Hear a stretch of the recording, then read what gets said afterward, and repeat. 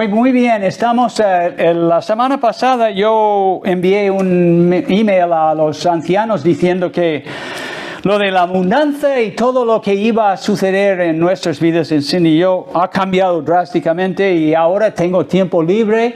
Si ellos quieren usarme para predicar algo y luego pastor inmediatamente recibo una comunicación WhatsApp de pastor diciendo, pues mira, tengo 3 hijos en casa resfriados y estoy hasta aquí siendo enfermero y doctor, entonces por favor, porque tengo la reunión, él tiene la reunión y otras cosas esta semana, entonces me dio 2 temas.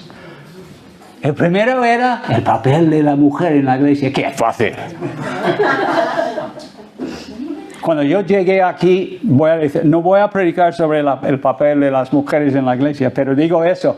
Cuando yo llegué hoy, mañana, ¿quiénes estaban aquí trabajando? Las mujeres. Okay.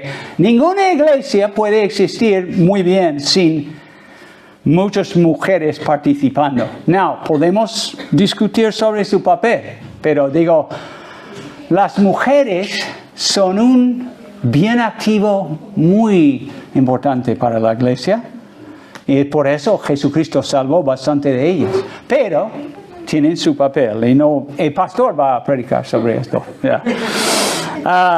Y luego el otro tema era la ofrenda. Aparentemente muchos tienen interés en dar. ¿Quieres dar mucho dinero, no, Yuri? Entonces, no. Entonces, él dijo esto, entonces yo decidí hacer lo de la ofrenda, que también es algo fácil, no es difícil. Quizás es un poco difícil dar, pero el tema bíblicamente es muy fácil. Entonces, vamos a orar y vamos a estudiarlo. Oremos. Padre Celestial, te damos gracias por el trabajo de Tanner y Amanda guiándonos en la alabanza, Señor. Tantas verdades se expresaron por medio de las canciones. Sí, Señor, tú has tomado nuestras vidas. Algunos de nosotros era un caos. Y ahora por la gracia de Dios y por el amor de Jesucristo tenemos orden y estamos felices y podemos respirar y vivir y alabarte, Señor. Gracias por tu misericordia. En el nombre de Jesucristo. Amén. Y esto es suficiente. Entonces, es una responsabilidad vital de cada creyente, lo de dar la ofrenda, ¿ok? Si tú eres creyente y tienes vida eterna, vital, es algo que sale de tus poros. Es que no es algo que nosotros tenemos que estar atrás empujando. De hecho, yo que soy la única persona de la iglesia que sé cuánto cada uno da. ¿Ok? Yo estoy muy orgulloso de nuestra iglesia. ¿Tenemos a alguien aquí que gana tanto como Bill Gates? ¿O Armancio Ortega? Jesús, ¿tú ganas como Armancio Ortega? Oh, yeah, right, yeah, sí. No, ninguno, pero estáis honrando al Señor voluntariamente según tus recursos, ¿ok? Y eso es lo que la Biblia enseña. Pero es una cosa, si tenemos vida eterna, honramos a Dios con nuestros recursos. Sea 50 o sea 50,000. ¿Me entiendes? Y esto es la cosa cuando empezamos a hablar de la ofrenda. No vamos a tocar nada en el Antiguo Testamento. Obviamente en el Antiguo Testamento ellos tenían que dar, los judíos tenían que diezmar. Y tú piensas, 10%, esto no es mucho. No. Cuando añades todas las ofrendas que ellos tenían que hacer a lo largo de las fiestas, daban cerca de 33% de sus gananciales. ¿Ok? Cuando llegamos al Nuevo Testamento, la palabra diezmar o diezmo aparece principalmente en Hebreos y en algunos pasajes de Jesús hablando con los fariseos. El verbo diezmar, pero no es, hay un cambio. El creyente ahora, Dios espera que tú agrades a Él de la manera que decides. Tienes libertad. No tienes que dar 10% ni 15%, ni tenemos una lista aquí, lo pasamos. Juan, este año te toca 25%. No, no hacemos. Porque la Biblia no enseña eso. La Biblia enseña que sale de tu corazón lo que tú quieres dar y lo que puedes dar. Ok, suficientemente. Vamos a Mateo 6 rápidamente. Un pasaje bastante conocido, justo en el centro del Sermón del Monte. Jesús está hablando allí. A partir de versículo 19 dice, ha estado dándoles instrucciones acerca de, digamos, la religiosidad exterior. Habla en versículos 5 al 15, habla de la oración. Y es curioso, cuando Jesús habla de la oración, además de unas cosas, habla mucho de perdón. Perdón entre los hermanos. Si queremos que lleguen nuestras oraciones más allá de este falso techo, entonces tenemos que perdonar. Y luego empieza a hablar del ayuno en versículos 16 al 18, cómo debemos hacerlo. Y luego al final empieza a hablar de la ofrenda, de dar dinero. Y dice así en versículo 19, no os hagáis tesoros en la tierra, donde la polilla y el orín corrompen, y donde los ladrones minan y hurtan. Sino haceos tesoros en el cielo, donde ni la polilla ni el orín corrompen, y donde ladrones no minan ni hurtan. Porque donde esté vuestro corazón, allí estará también vuestro. Donde esté vuestro tesoro, allí estará también vuestro corazón. Entonces, un solo tesoro. Esto es lo que Jesús está. No es difícil de entender. Tú puedes amasar fondos, bienes, tierras, propiedades, empresas aquí en la tierra, pero siempre con el riesgo de que otros están siempre intentando cogerlo. Y de la gente que yo he conocido, no muchos, que tenían dinero, siempre tienen que prestar mucha atención a lo que tienen. Si tienen propiedades, si tienen coches, si tienen fábricas, si tienen, etcétera, etcétera, mucho dinero en el banco, tienen que estar prestando atención, porque siempre hay alguien que tiene una idea mejor para usar tus propiedades o cogerlo de ti. Entonces Jesús, 2 mandatos: no os hagáis tesoros en la tierra, por la obvia razón de que alguien puede disipar de ellos. Y luego en versículo 20, el otro mandato: haceos tesoros en el cielo. ¿Ok? ¿Qué es eso? Tesoros en el cielo. Dar a Dios. Dar de tus recursos a Dios. Es así. Estos son tesoros en el cielo. Y dice, porque estos perdurarán eternamente, creo. Y es algo que agrada a Dios. Y Él no explica todo eso, simplemente termino con eso. Porque donde esté vuestro tesoro, allí también estará también vuestro corazón. Entonces, si somos creyentes, esto, dar o no dar, o ser muy, como que queremos, siempre estamos burlándonos de los catalanes. Lo siento si hay un catalán aquí, pero como los escoceses. Yo soy de trasfondo escocés, porque me cuesta mucho arreglar. ¿Ok? Pero esto hay una conexión entre esto. Entonces, un solo tesoro debemos tener. Y luego vemos en versículos 22, una sola visión. La lámpara del cuerpo es el ojo. Jesús empieza a hablar del ojo. Y que es que por tu ojo entra luz en tu cuerpo, ¿no? Y Él dice, así que si tu ojo es bueno, es sano, si funciona correctamente, todo el cuerpo estará lleno de luz. Gozarás de salud espiritual, está hablando. Pero si tu ojo es maligno, tu manera de percibir las cosas es malo, todo tu cuerpo estará en tinieblas, oscuridad. Así que si la luz que en ti hay es tinieblas, ¿cuánto no serán las mismas tinieblas? ¿Ok? Mucha oscuridad. Entonces vemos que nosotros tenemos una sola visión. Tenemos nuestros ojos puestos en Jesucristo. Y por eso cuando estamos prestando atención a su palabra, intentando vivir nuestras vidas según como Amanda estaba explicándonos, en vez de dar piropos a Jesús, obedecerle. Es lo que quiere. El que ama al Señor, obedece al Señor. Es así de fácil. En la Biblia tenemos varios ejemplos en Mateo 23 de lo que es un ojo no sano.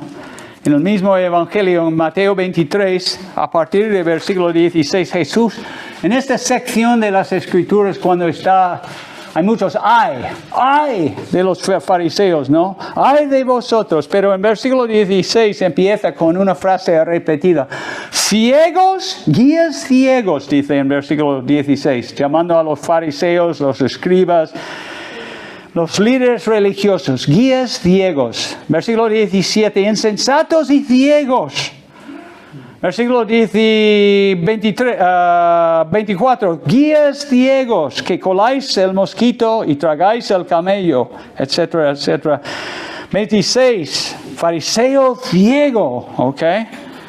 ¿Y por qué? Porque su ojo no era sano, su manera de ver lo que Jesús estaba enseñándoles indicaban que no entendieron nada de lo que decía, realmente.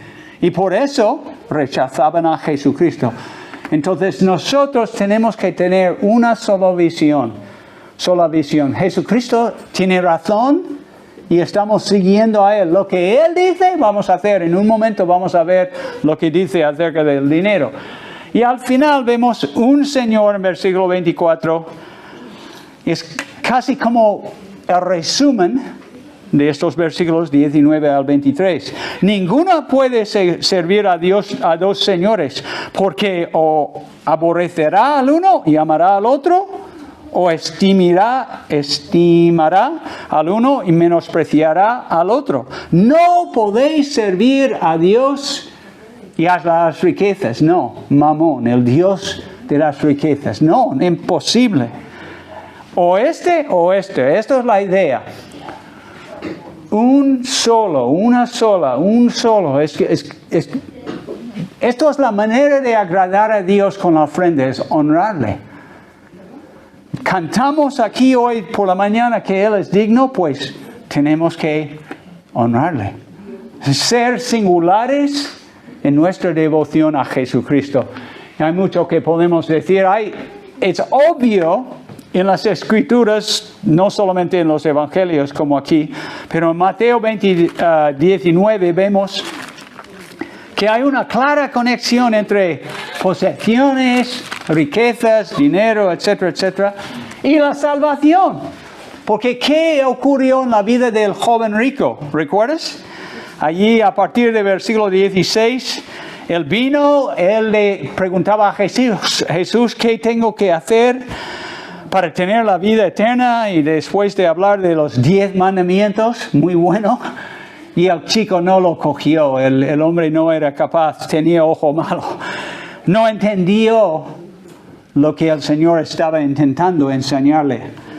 Entonces él dijo, todo esto he guardado desde mi juventud, yo soy un crack, siempre obedezco a Dios, etcétera, etcétera.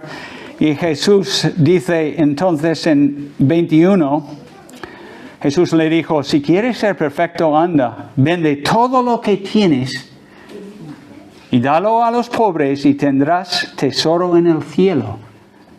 Y ven y sígueme.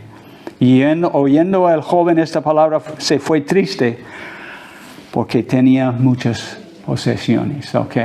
Su tesoro no era obedecer a Dios. Su tesoro era literalmente sus propiedades, sus riquezas. Entonces el precio era demasiado alto.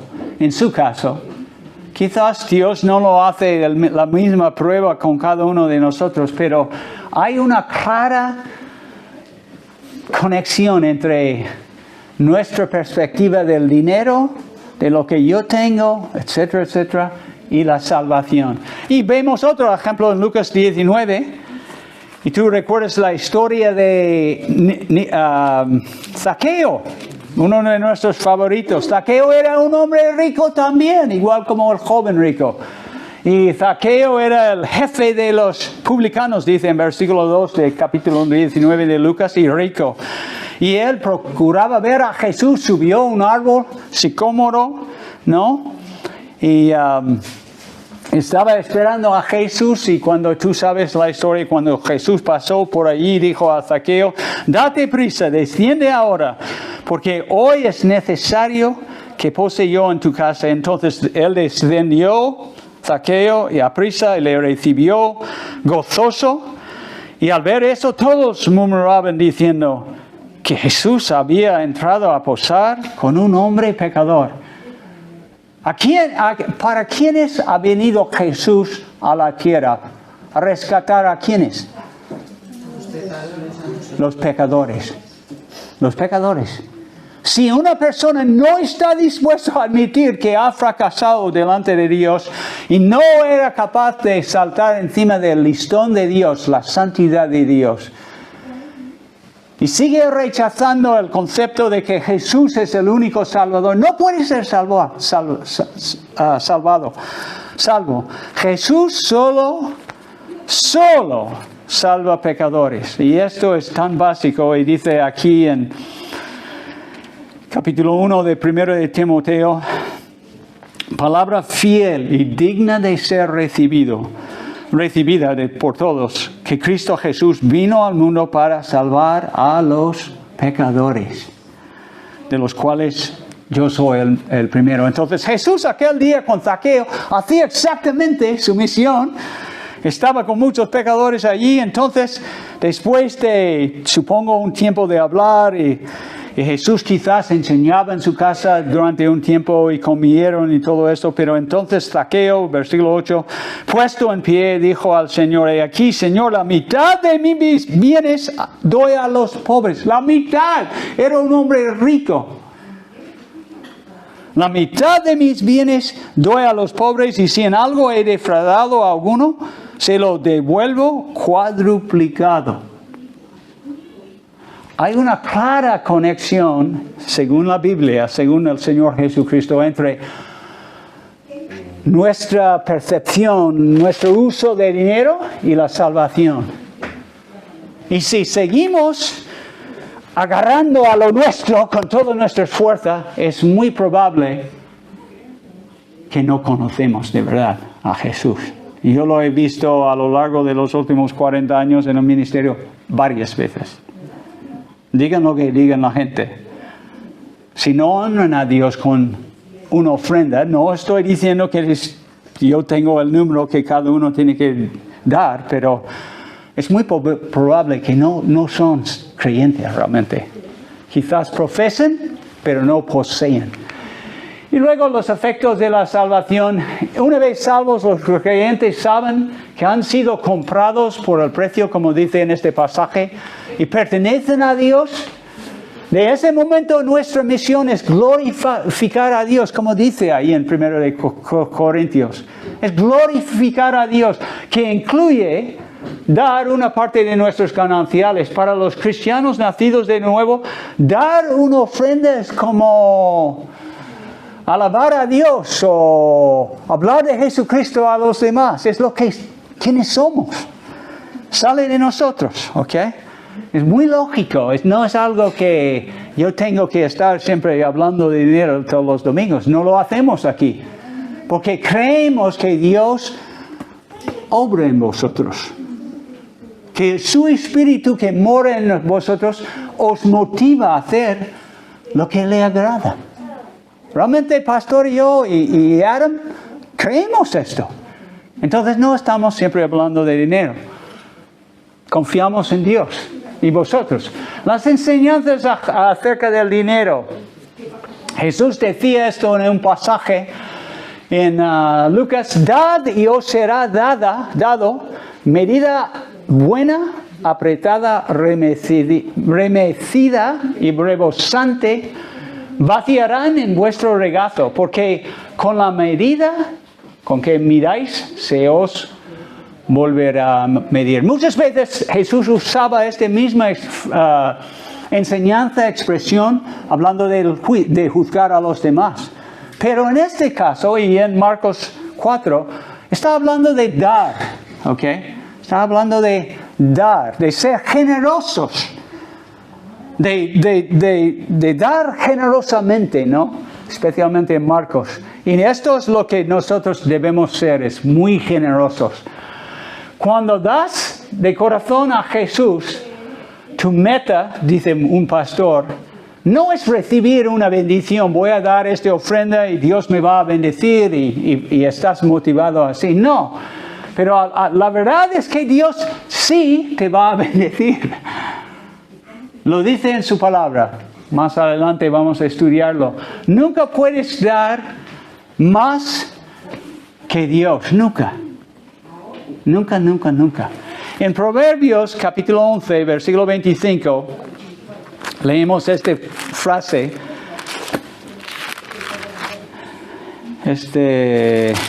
Enseñanza. Dice aquí, el alma generosa será prosperada.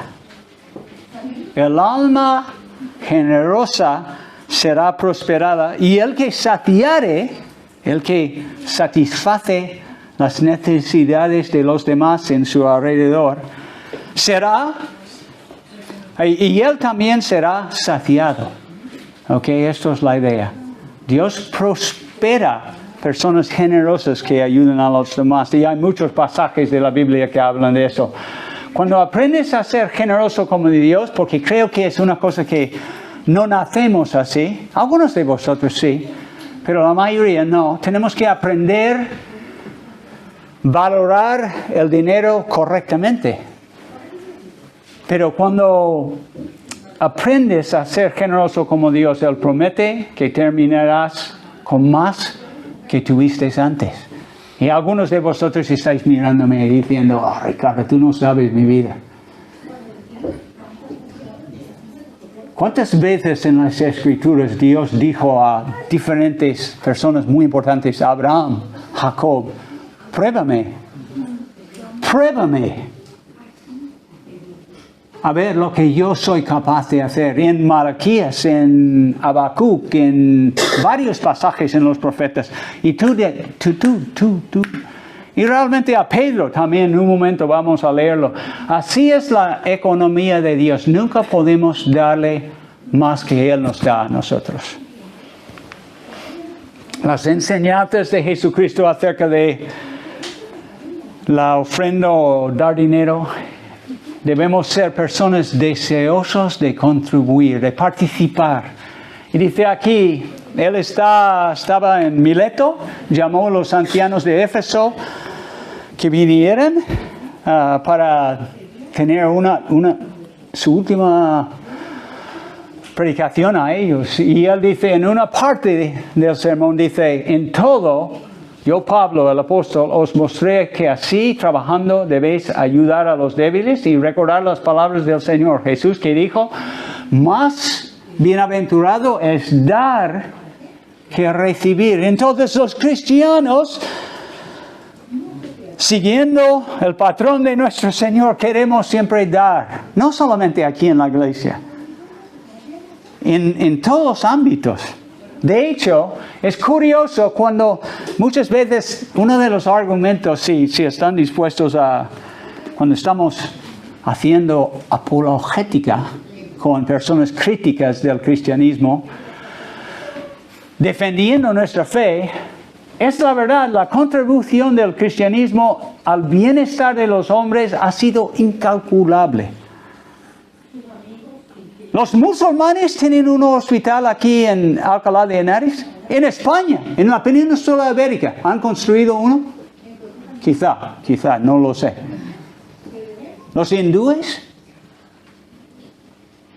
¿Quién históricamente ha construido hospitales, orfanatos, universidades y todo esto para el avance del ser humano? Los creyentes. Y ni voy a hablar de los bellas artes, como Miguel Ángel y todos los demás haciendo cuadros y los científicos levantando nuestros horizontes culturales. Es la verdad. Y hablamos de cosas, por ejemplo, es difícil hablar y no vamos a hablar, pero identidad, igualdad. Quizás algunos dirán, no, es que los cristianos sois los que siempre estáis machacando a la mujer. ¿Verdad? No. ¿Quién rescataba a las niñas de las cloacas de Roma? Cristianos. Porque las familias tiraban las niñas para morir. Okay, un ejemplo, hay muchos ejemplos. Jesucristo nos enseñó mucho sobre la identidad. ¿Quiénes somos nosotros? Somos hijos de Dios, somos aceptos en el amado, como dice en Efesios, etcétera, etcétera. Es incalculable, es lo que es la contribución de cristianos en varias épocas a la cultura y al bienestar del ser humano. Sabes que esto es algo que me fascina. Martín Lutero, el alemán, realmente él inventó, en un sentido, el idioma alemán. Sabes que la traducción que él hizo en Wartburg, cuando estaba escondido allí porque el emperador y el papa, querían matarle, ¿ok? Querían cuanto antes. Y él empezó a traducir la Biblia al idioma de la gente de Alemania. Se llama alemán hoy en día. ¿Sabes que es su sintaxis? ¿Ok? Todos los demás, gramática, vienen de esta Biblia. ¿Ok? Es la verdad. Y podemos seguir con ejemplos de hospitales. Ahora nuestra misión, y yo sé que tu misión también, en sitios como Bangladesh, en sitios como Togo, tiene 2 hospitales, uno en el norte y uno en el sur. ¿Sabes que la gente que vienen allí, a ese hospital, vienen a veces andan 500 kilómetros para llegar allí?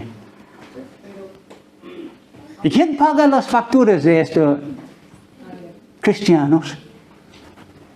Entonces, esto es nuestro ADN, es dar y dar para el bienestar de los demás. Entonces, singulares en devoción, generosos en dar y deseosos de contribuir. Y hay muchos pasajes, si alguien está aquí sentado pensando, pues es fácil, tú eres americano, o los americanos tienen mucho dinero. No es la verdad, pero Dios en su palabra, todos nosotros, seamos de Guinea, o de Colombia, o de no sé dónde, tiene muchas promesas dadas a los creyentes que Él va a proveer. Es una cuestión, dar la ofrenda es una cuestión de fe. No os afanéis, dice en Mateo 6, pues diciendo, ¿qué voy a hacer?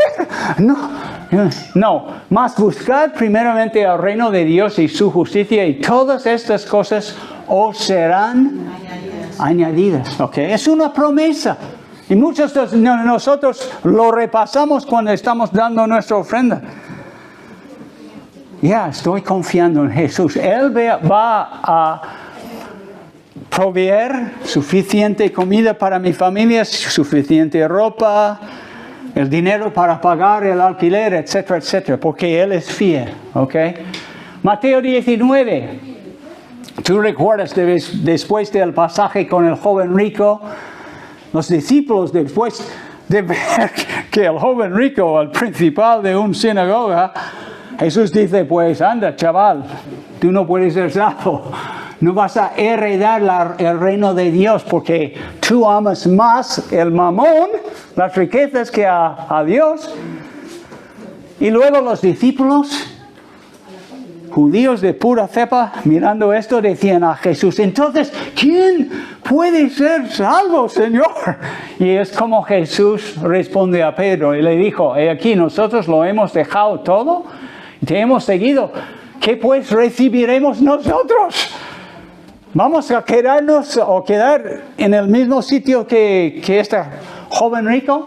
Y Jesús le dijo: en verdad os digo que vosotros que me habéis seguido, en la regeneración, cuando el mundo, creo que está hablando del milenio, en la regeneración, es una palabra interesante, cuando el Hijo del Hombre se siente en el trono de su gloria, en el milenio, os sentaréis también vosotros sobre 12 tronos para juzgar a las 12 tribus de Israel.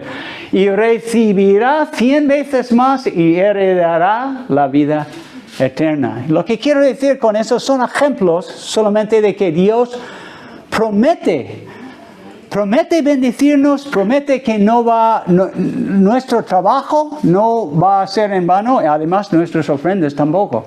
Y luego a Filipenses, uno que sabemos de memoria casi, dice en versículo 19, y mi Dios, decía Pablo, que a veces vivía en la escasez y a veces vivía con mucho, pero él decía: yo he aprendido cómo vivir, confiando en Dios, con mucho o con poco, estoy feliz. Y mi Dios proveerá, está hablando con los hermanos en Filipos, y mi Dios proveerá a todas vuestras necesidades conforme a sus riquezas en gloria en Cristo Jesús.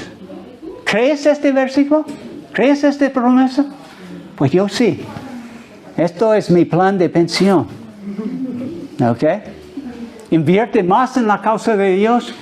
Yo voy a ser rico en el cielo. No lo hago pensando en eso, pero sí, lo hago porque amo a Dios. Pero creo que aún así dijo estas cosas muy pragmáticos, muy prácticos, las promesas, porque es así. Dios siempre cumple su promesa. Características de la ofrenda, rápidamente, en 2 de Corintios, cuando hablamos de la ofrenda, hay un pasaje clave en el Nuevo Testamento, y es 2 de Corintios, capítulo 8 y 9, hasta versículo 15, empezando en versículo 1. ¿Y por qué es así? En los años, creo que era el año 46, había una hambruna, un hambre grande. ¿En dónde? En Palestina. Y los creyentes judíos no tenían suficiente para comer. Entonces, no sé quién empezó con esto, Dios.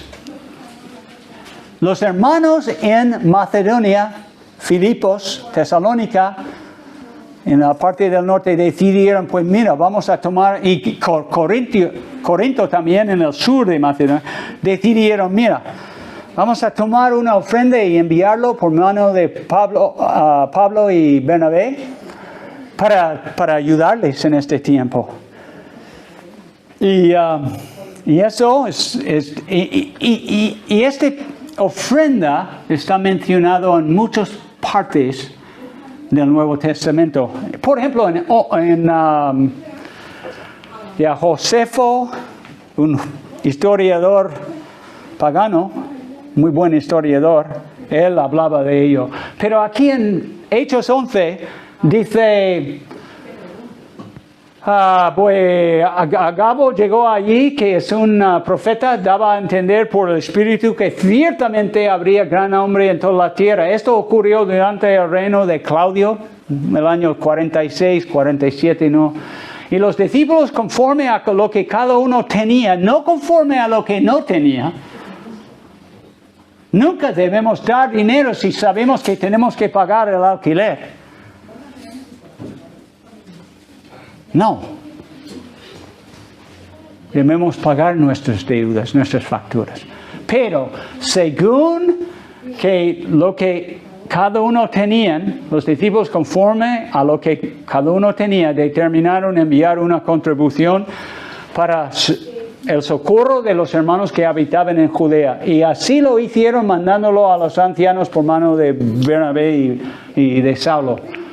Y entonces, aquí en el pasaje, 2 de Corintios, rápidamente voy a daros unos, realmente viene del libro de John MacArthur, allí, en capítulo 6. ¿A quién pertenece el día de enero? ¿Quién tiene este libro en su biblioteca?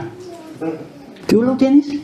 Ok, creo que Dani. Si quieres leer el libro, pide prestado de Dani y él generosamente, con mucho amor, te entregará el libro. No sé si tú tienes o ya era, no sé quién, o a lo mejor está allí atrás.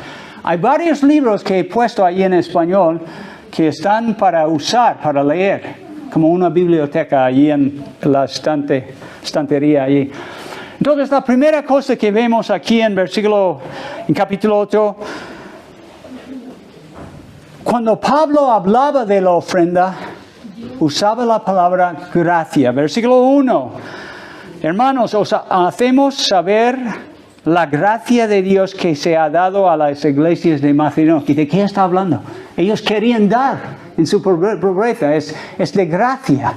Es algo que el Espíritu del Señor estaba provocando dentro de ellos, que no tenían nada, o muy poco, pero que estaban tan agradecidos por los judíos cristianos en Jerusalén, querían ayudarles con lo poco que tenían. Entonces, siempre la ofrenda, sea de un nuevo local aquí o sea un hospital en Togo, es algo de gracia.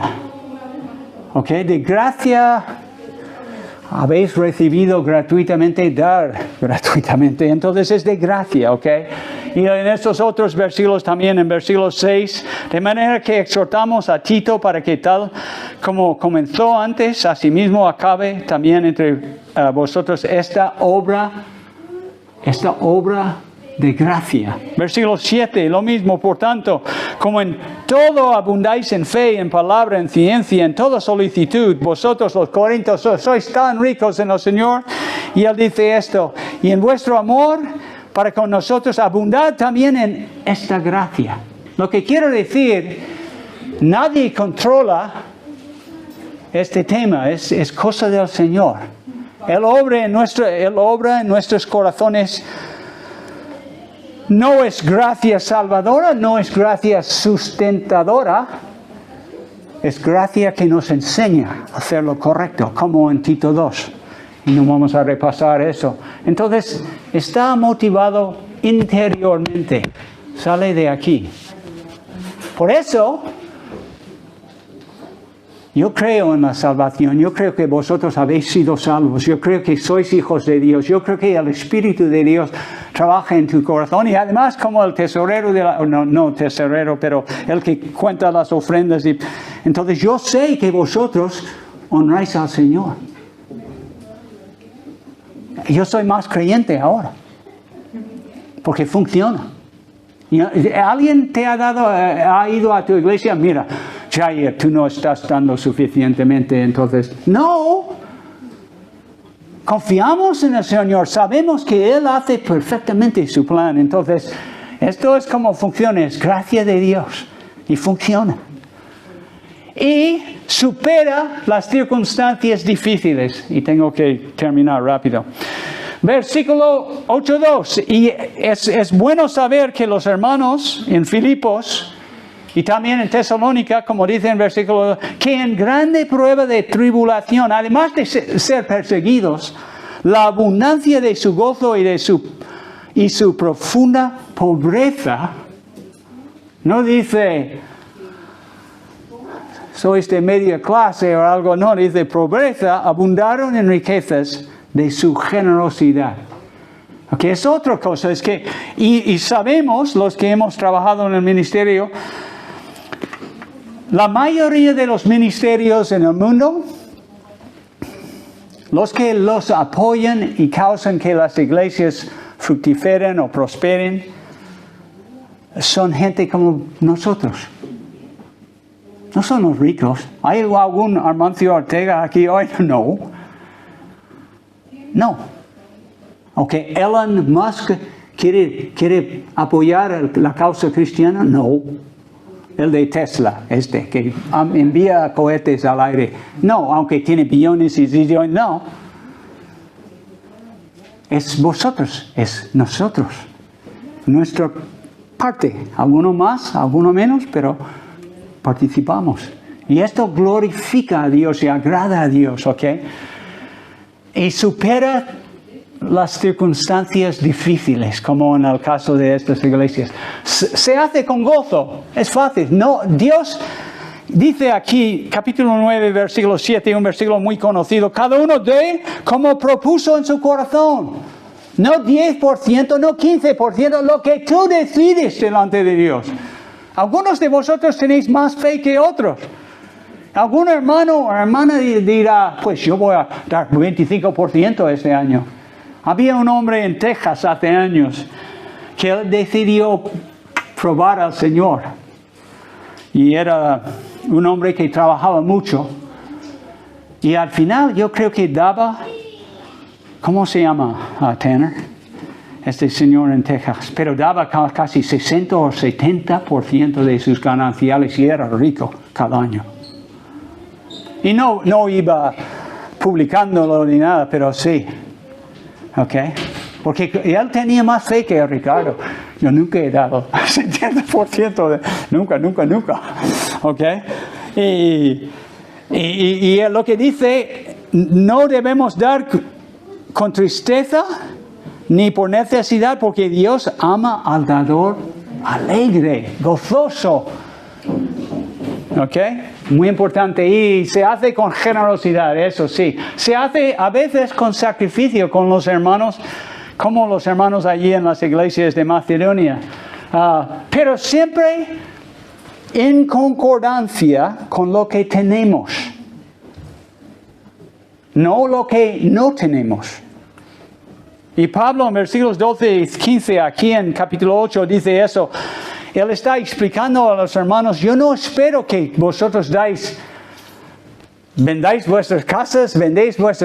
No. Él dice, porque si primero hay voluntad dispuesta, será acepta según lo que uno tiene, versículo 12, no según lo que no tiene.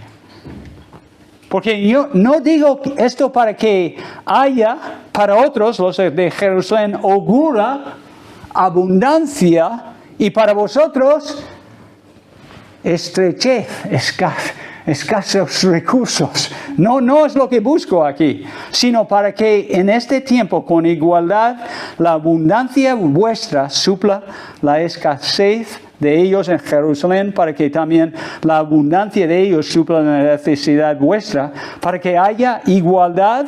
Y luego él dice, suelta con eso, los que les gusta mucho la hermenéutica. ¿Cómo? Pues por supuesto, como está escrito en Deuteronomio, en Éxodo, digo, el que recogió mucho no tuvo más, y el que poco no tuvo menos, hablando del maná. Fíjate cómo la Biblia es inspirada por el Espíritu Santo. Y luego es una acción de adoración y sumisión. Cuando damos a Dios algo, es algo que hacemos de corazón, como muchos de estos versículos dicen. Y quizás los versículos principales es en versículo 5 de capítulo 8, no como ellos daban la ofrenda, no como lo esperábamos, Pablo y su equipo, sino que a sí mismos se dieron primeramente al Señor. Esto es devoción, esto es adoración. Tú lo mereces, Señor, damos a nosotros a ti. Y luego a nosotros por la voluntad de Dios, de manera que exhortamos a Tito para que tal como comenzó antes, asimismo acaben también entre vosotros los corintios, esta obra de gracia. Porque los corintios quizás tenían más recursos, pero eran un poco como escoceses. Entonces, esto es una cosa de hacer lo correcto porque es para glorificar a Dios. Y al final es una acción de amor. Versículo 9 de capítulo 8, explicando el motivo principal de todo esto, porque ya conocéis la gracia de nuestro Señor Jesucristo, que por amor a vosotros se hizo pobre. pobre, varón de dolores. No lo estimamos. Siendo rico, para que vosotros con su, o por medio de su pobreza, fueseis enriquecidos. No solamente con dinero, pero también espiritualmente. Entonces, resumen de todos estos, dar una ofrenda a Dios es una expresión fundamental de la vida abundante del creyente en Jesucristo. No es otra cosa, no es difícil de explicar. Además de ser una responsabilidad solemne delante de Dios, participar, koinonia, koinoneo, muchas veces no es solamente comunión, es participar con dinero. Dar la ofrenda en esta obra de gracia es un privilegio. Y yo digo esto, yo tengo dinero en fondos y cosas así, pero mi mejor inversión en esta vida está en el cielo. Eso sí, espero, en inglés, ROI, Return on Investment, ¿ok? Yo espero que Dios va, ¿ok? No sé de los fondos, no sé de la seguridad social de los estados, no sé. Me fío mucho en ellos, pero sí, confío que Dios, es un privilegio dar a Dios. Y al final, nosotros que hemos recibido la gracia del Señor, de muchas maneras deberíamos vivir esa gracia enriquecedora para la gloria de Dios, como dice en versículo 9. Y oremos. Padre Celestial, te damos gracias por tu gracia, Señor. Gracias que podemos conocerte, amarte, vivir en la tierra de una manera ordenada, tener propósito, rumbo, dirección, todo por medio de tu Hijo Jesucristo. Gracias por la obra de tu Espíritu en nuestros corazones. Gracias por enseñarnos cómo dar la ofrenda para tu gloria, Señor. Ayúdanos a ser obedientes y tener corazones llenos de amor y honra para Jesucristo. Te lo pido en su nombre. Amén. Dios os bendiga.